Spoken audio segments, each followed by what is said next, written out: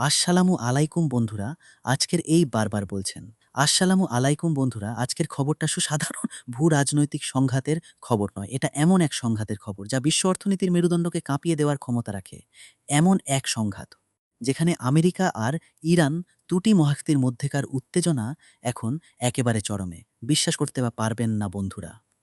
সম্প্রতি যুক্তরাষ্ট্রের সামরিক বাহিনী তাদের ইতিহাসের সবচেয়ে বড় ক্ষতির মুখোমুখি হয়েছে। আমরা কথা বলছি বিমান ধ্বংস হওয়া, ড্রোন ভূপাতিত হওয়া এবং সামরিক কৌশলের দিক থেকে এক নজিরবিহীন বিপর্যয়ের কথা। কয়েক ঘন্টা আগেও যা মনে হচ্ছিল একটা চাপা উত্তেজনা, এখন তা পরিণত হয়েছে এক উন্মুক্ত যুদ্ধক্ষেত্রে। প্রশ্ন হলো, এই একই ঘটেছে শুধু একটি সামরিক ঘটনা? এই এত বড় ক্ষতি কি শুধু একটি সামরিক ঘটনা, নাকি এর পেছনে লুকিয়ে আছে কোনো আরও বড় আন্তর্জাতিক ষড়যন্ত্র? আমরা আজ আপনাদের সামনে তুলে ধরব সেই সমস্ত তথ্য, যা নিয়ে আন্তর্জাতিক সংবাদ মাধ্যমগুলো এখন রীতিমতো চাঞ্চল্য সৃষ্টি করেছে। যুক্তরাষ্ট্র তাদের সামরিক ক্ষতির পরিমাণ প্রকাশ্যে স্বীকার করেছে, আর ঠিক একই মুহূর্তে ইরান পাল্টা দাবি করেছে। তারা কি ঘটেছে? প্রযুক্তি নির্ভর সম্পদগুলোকে গুঁড়িয়ে দিয়েছে। দেখুন বন্ধুরা, এই দুই পক্ষই একে অপরের বিরুদ্ধে যে দাবিগুলো করছে, তা শুধুমাত্র সংখ্যা নয়, এগুলো আন্তর্জাতিক ভূ রাজনীতিতে এক বিশাল ভূমিকম্পের পূর্বাভাস। আসলে গত ১০ দিনের এই সংঘাতের পটভূমিটা কি? প্রথমে ছিল কিছু ছোটখাটো টেনশন, তারপর ধীরে ধীরে তা বড় আকার ধারণ করেছে। যুক্তরাষ্ট্রের সামরিক কনসেপ্টও বা কাঠামো, যা এতদিন ছিল দুর্ভেদ্য বলে মনে করা হতো, আজ তা প্রশ্নের মুখে। মার্কিন কংগ্রেসের শুনানিতে যখন এই তথ্যগুলো সামনে এলো, তখন উপস্থিত সবার চোখ কপালে। কারণ এই ক্ষতির পরিমাণ কোনো সাধারণ সংঘাতের ক্ষতি নয়, এটা একটা বিশাল কাঠামোগত ধাক্কা। আমেরিকা আনুষ্ঠানিকভাবে স্বীকার করেছে যে এই দিনের যুদ্ধে তাদের মোট ৬০টি বিমান ধ্বংস হয়ে গেছে। শুধু ধ্বংস হওয়া বিমান নয়, আরও অতিরিক্ত ১৩টি বিমান বিভিন্ন মাত্রায় ক্ষতিগ্রস্ত হয়েছে।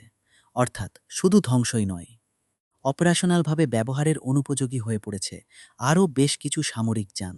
কিন্তু সবচেয়ে অ্যালার্মিং এবং গুরুত্বপূর্ণ তথ্যটি হল ড্রোনগুলো নিয়ে। যুক্তরাষ্ট্রের দাবি অনুযায়ী যুদ্ধ চলাকালে অন্তত ২-৭টি অত্যাধুনিক MQ-9 রিয়ার ড্রোন ভূপাতিত হয়েছে। বন্ধুরা, এই ড্রোনগুলো শুধু যন্ত্র নয়, এগুলো আমেরিকার সামরিক শ্রেষ্ঠত্বের প্রতীক। যখন এই প্রতীকগুলো এভাবে ধ্বংস হচ্ছে, তখন প্রশ্ন জাগে, আমেরিকার প্রতিরক্ষা ব্যবস্থা কি সত্যিই এত দুর্বল হয়ে পড়েছে? ঠিক এমতো অবস্থায় আমরা শুনলাম ইরানের পক্ষ থেকে কি দাবি করা হয়েছে। তারা নিজেদের সামরিক সক্ষমতা দেখাতে কোনো কম যায়নি। ইরানের দাবি অনুযায়ী তারা যুক্তরাষ্ট্র এবং ইসরায়েল দুটি দেশের প্রায় ৫০টি ড্রোন মতো আরও ৫টি ড্রোন ধ্বংস করেছে।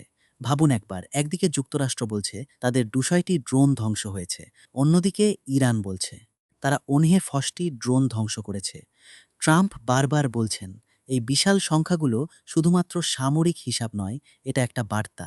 একটা বার্তা যা বলছে আমরা এখন আর দুর্বল নই, আমরা এখন পূর্ণ নিয়ন্ত্রণে। এই এত কম সময়ে এত বিপুল পরিমাণ বিমান ও ড্রোন ক্ষতি যুক্তরাষ্ট্রের জন্য কোনো সাধারণ ঘটনা নয়। আন্তর্জাতিক সামরিক বিশেষজ্ঞদের ভাষা অনুযায়ী এটা একটা নজিরবিহীন ঘটনা। এই শব্দটি সবচেয়ে বেশি চিন্তার কারণ, কারণ এটা নির্দেশ করে যে পরিস্থিতিটা নিয়ন্ত্রণের বাইরে চলে যাচ্ছে। এখন প্রশ্ন হলো, যখন একটি দেশ এত বড় সামরিক ক্ষতির মুখে পড়ে, তখন তার পরবর্তী পদক্ষেপ কি হবে? উত্তরটা এসেছে এক নতুন সামরিক অভিযানের মাধ্যমে।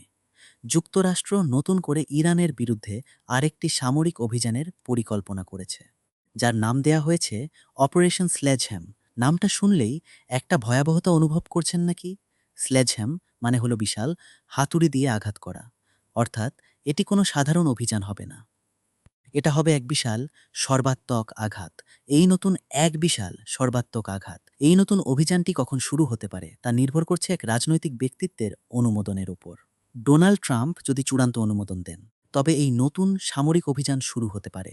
বন্ধুরা, এখানে একটা গভীর রাজনৈতিক প্যাঁচ রয়েছে। বিশ্লেষকরা বলছেন আগের যুদ্ধবিরতি পরিস্থিতিটা এমনভাবে তৈরি করে দিয়েছে যে এটা ট্রাম্পকে কংগ্রেসের অনুমতি ছাড়াই একটি নতুন ১০ দিনের সামরিক অভিযান শুরু করার সুযোগ করে দিয়েছে। এর মানে হলো শুধু সামরিক শক্তি নয়, এবার ক্ষমতার খেলাটা ঢুকে পড়েছে রাজনীতির ময়দানে। আন্তর্জাতিক ক্ষেত্রে সামরিক শক্তি যতই গুরুত্বপূর্ণ হোক না কেন, শেষ পর্যন্ত সিদ্ধান্তটা কে নেবে? তা নির্ধারণ করে দেয় রাজনৈতিক অনুমোদনের ব্যাপারটা। কিন্তু এই মুহূর্তে যখন যুক্তরাষ্ট্র সামরিক প্রস্তুতি নিচ্ছে, তখন ইরান কি বলছে? ইরানীয় সামরিক বাহিনী তাদের অবস্থান নিয়ে কোনো প্রকার নমনীয়তা দেখাচ্ছে না। তাদের বার্তা অত্যন্ত স্পষ্ট এবং কঠোর। তারা বলেছে তারা সর্বোচ্চ সতর্ক অবস্থায় রয়েছে। আর সবচেয়ে গুরুত্বপূর্ণ কথা হলো, এখন আর পিছু হটার সুযোগ নেই। ইরানের দাবি, তারা কৌশলগতভাবে অত্যন্ত গুরুত্বপূর্ণ একটি এলাকা, হরমুজ প্রণালী বা স্ট্রেইট অফ হরমুজ এ পূর্ণ নিয়ন্ত্রণে রয়েছে। এই হরমুজ প্রণালী শুধু একটা জলপথ নয়, এটা বিশ্ব বাণিজ্যের একটি জীবনরেখা।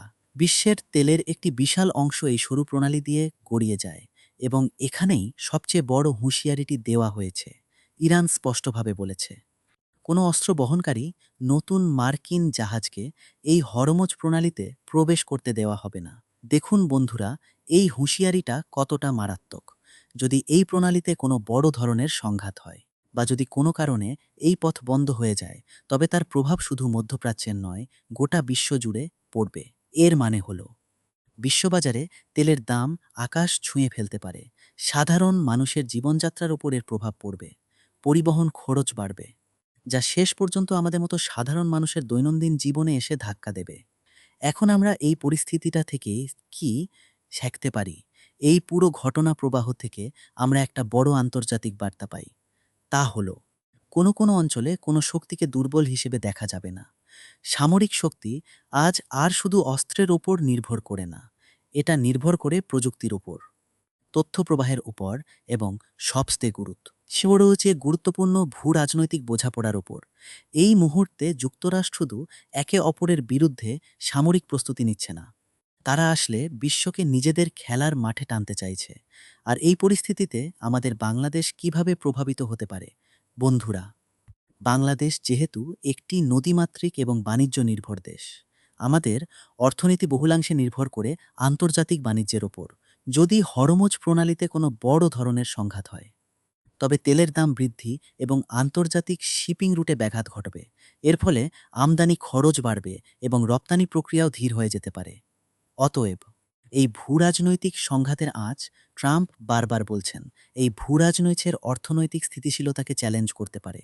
তাই এই মুহূর্তে বিশ্বের যে কোনো খবরকে শুধুমাত্র একটি সামরিক সংঘাত হিসেবে না দেখে, এর অর্থনৈতিক প্রভাবের দৃষ্টিকোণ থেকেও দেখা প্রয়োজন।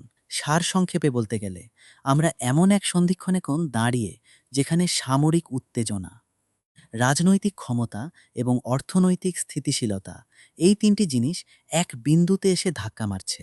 মার্কিন যুক্তরাষ্ট্রের পক্ষ থেকে বিশাল ক্ষতি স্বীকার করা, আর তার জবাবে ইরান কর্তৃক পাল্টা নিয়ন্ত্রণ দাবি করা, এগুলো প্রমাণ করে যে এই খেলাটা এখনও শেষ হয়নি, বরং এর মাত্র